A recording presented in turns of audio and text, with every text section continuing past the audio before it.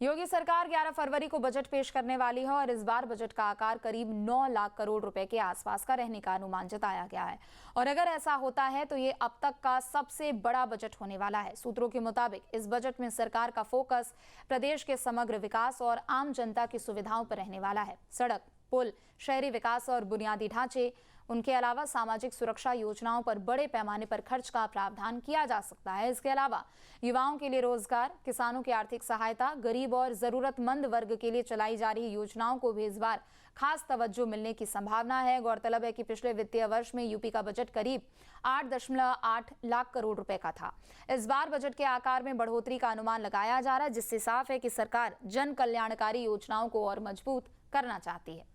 अनुमानों के मुताबिक कुल बजट का बड़ा हिस्सा इंफ्रास्ट्रक्चर, शिक्षा, कृषि, स्वास्थ्य और सामाजिक सुरक्षा योजनाओं पर खर्च किया जा सकता है।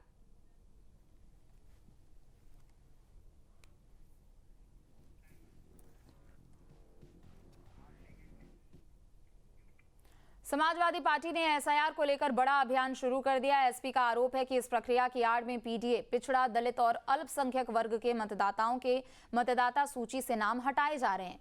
सपा प्रमुख अखिलेश यादव के निर्देश पर पार्टी कार्यकर्ता अब घर घर जाकर वोट बचाओ अभियान चला रहे हैं। कार्यकर्ताओं को जिम्मेदारी दी गई है कि वे मतदाताओं को जागरूक करें, उनका नाम वोटर लिस्ट में है या नहीं इसकी जांच कराएं और अगर नाम कटा हो तो तुरंत दावा और आपत्ति दर्ज कराएं। पार्टी सूत्रों के मुताबिक ये अभियान 20 फरवरी तक चलाया जा सकता है। एसपी का दावा है कि अल्पसंख्यक और गरीब तबके के मतदाताओं को नोटिस भेजे जा रहे हैं और कई जगह नाम हटाए जाने की शिकायतें सामने आ रही है। समाजवादी पार्टी का यह भी कहना है कि प्रदेश की 143 विधानसभा सीटों पर मुस्लिम मतदाता निर्णायक भूमिका में है और मतदाता सूची में किसी भी तरह की गड़बड़ी चुनावी नतीजों को प्रभावित कर सकती है। इस मुद्दे को लेकर सपा का प्रतिनिधिमंडल चुनाव आयोग से भी शिकायत कर चुका है, लेकिन पार्टी का आरोप है कि अब तक कोई ठोस कार्रवाई नहीं हुई। सपा नेताओं ने चेतावनी दी है कि अगर गड़बड़ियों पर रोक नहीं लगी तो पार्टी आंदोलन का रास्ता भी अपना सकती है।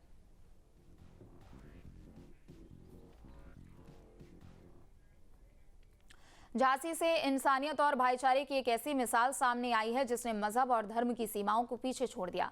गुरसराय के ग्राम मडोरी में एक मुस्लिम समाजसेवी ने वो कर दिखाया जो पूरे समाज के लिए प्रेरणा बन गया। समाजसेवी मान खां ने 7 बेसहारा हिंदू कन्याओं की शादी पूरी श्रद्धा और हिंदू रीति रिवाजों के साथ कराकर मानवता की अनोखी तस्वीर पेश की है।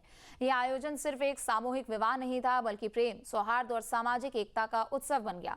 इन बेटियों की जिंदगी संघर्षों से भरी थी। किसी ने माता पिता का साया खो दिया तो किसी के सामने रोजमर्रा की जरूरतें पूरी करना भी चुनौती थी।